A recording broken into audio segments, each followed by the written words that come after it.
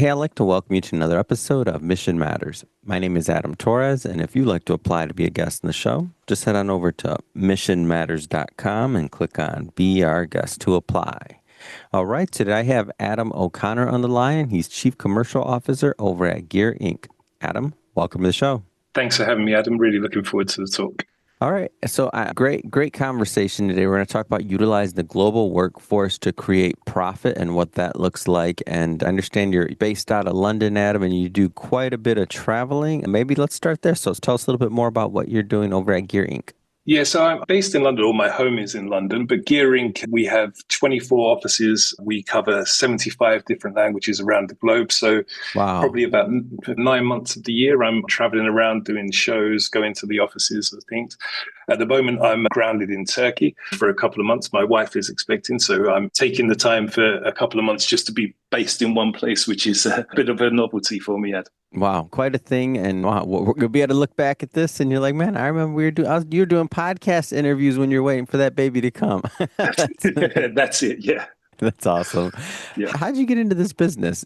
Sales and working with global sales teams worldwide. How'd you get into this? So I was working in a hotel for around about 10 years. I was enjoying myself and everything, but decided to go back to university and do a business degree. During that business degree, I struggled a little bit with the economics. Now, I understand economics very well, but when it came to the exam, I just couldn't get my head around the whole questions they were asking. And there was a lady who was staying in the hotel at the time who was a doctor of economics, and she had just started a new business, BPO business. And she said to me, if you come and help me work, obviously I'll pay you for that, but I'll also give you some tutorage to make sure that you pass that exam. So I kind of fell into the role, but within 2 months of helping her with the new business, she said to me, Adam, look, you've got kind of a natural gift for selling and talking to people. Why don't you come and work for us full time? I did. I started working with her full time. And after a month or so, I actually went out to the Philippines to see what the operations were looking like out there.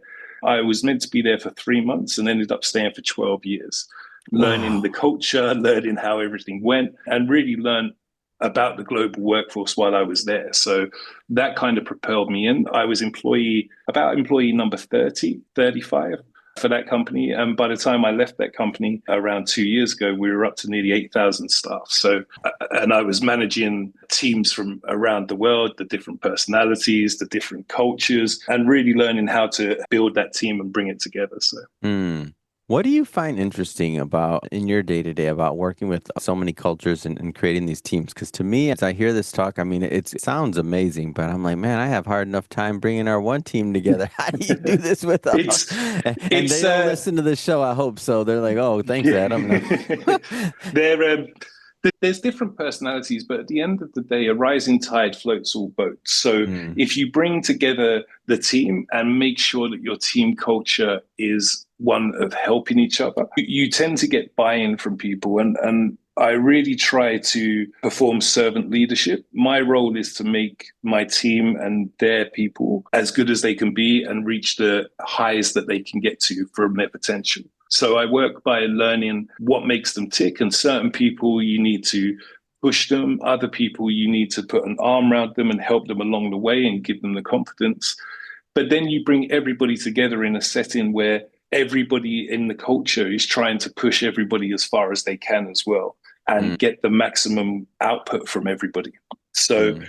we tend to do a lot of group sessions in terms of how are we going to sell to this person? What would you do in this situation? Has anybody ever encountered this before? What worked here? What didn't work here?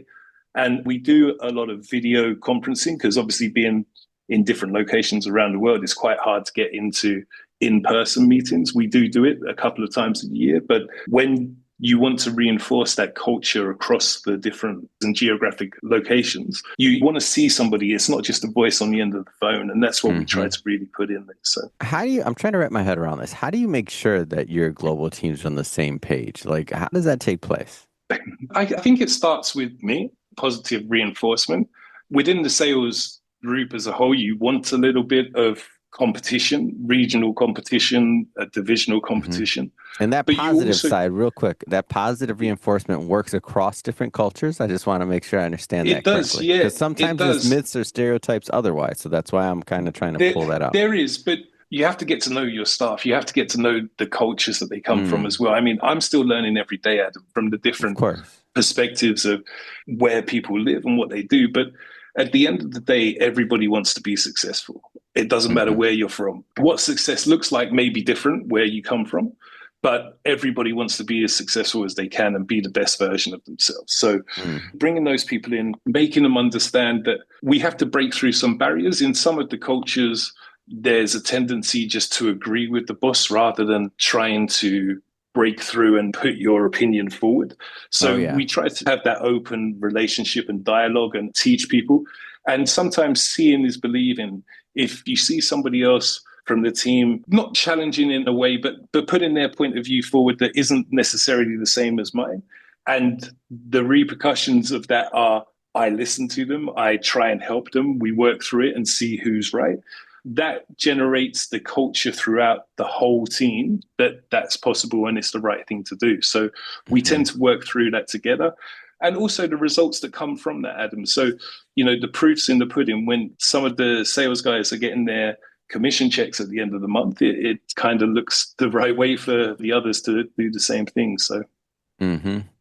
And now what regions are you working in? I know you said, I believe, quite a few cultures, but like kind of what regions? Is it predominantly one region versus another or a country versus another? Across the board. So we have teams in APAC, the US, the UK, Europe, and Latin America. So, and within that, there's Singapore, there's Indonesia, there's Vietnam, there's, everything. Even just within the US, I mean, you've got 7 or 8 different regions where you sell differently and the relationships that you make with people are different. So bringing all of those things together and trying to make the best play possible with everybody is something that we're constantly working on. And we do deep reviews to understand, have we done the right thing here? Could we improve here? And we work through that, constantly training. And as I say, I learn myself every day from what's happening. So it's not just the team, it's me as well. Let's talk a little bit about the companies that you work with or the type of companies. So a lot of business owners, entrepreneurs, executives that listen to this show, maybe they could use some help. What the type of companies, like how do they know if it's the right fit? Who gets the most value out of working with your team? So we work with everybody from small companies, small startups, all the way up to big global companies with lots of divisions. We perform tasks like customer service, accounting, development. We do a lot of work in trust and safety online to make sure that communities, social media platforms, things like that are all as safe as they can be. And we continue to work and evolve, especially in this day and age with AI coming in and finding solutions, the most cost-effective solutions for people that also make sense. There's a tendency at the moment for everybody to be jumping onto the AI bandwagon without having a look at their own processes and making sure that they work. And AI is most powerful. It will not fix your processes if they're broken already. Your processes have to be already working for it to play the best part that it can. In terms of industries, it's really across the board. So we work with everybody from developing houses, healthcare, automobile. I'm trying to think of all of the different industries, but it's literally everywhere that we work, Adam. So we do a lot of work throughout the world, and we've got 24 different locations. We cover 75 different languages, which means that if you look into work globally, you can have all of your support within one company and they can make sure that you are looked after and you have the knowledge base of your company going into the staff that we provide you. That's awesome. Well, Adam, this has been great having you on the show today, and I learned a lot. I'm sure my audience did as well. If somebody wants to follow up, they want to connect with Gear Inc., how do they do that? What's the best way for people to reach out? Yeah, if they jump onto the website at www.gearinc.com, or they can look me up on LinkedIn as well, Adam O'Connor. I'm happy to connect and talk to anybody who's interested. Thank you, Adam. Fantastic. And for everybody listening, just so you know, we'll definitely put some links in the show notes so you can just click on the links and head right on over. And speaking of the audience, if this is your first time with Mission Matters and you haven't done it yet, hit that subscribe button or that follow button. This is a daily show. Each and every day, we're bringing you new content, new ideas, and hopefully new inspiration to help you along the way on your journey as well. So again, hit that subscribe or follow button. And Adam, thanks again for coming on the show. Thanks for having me, Adam. Appreciate it.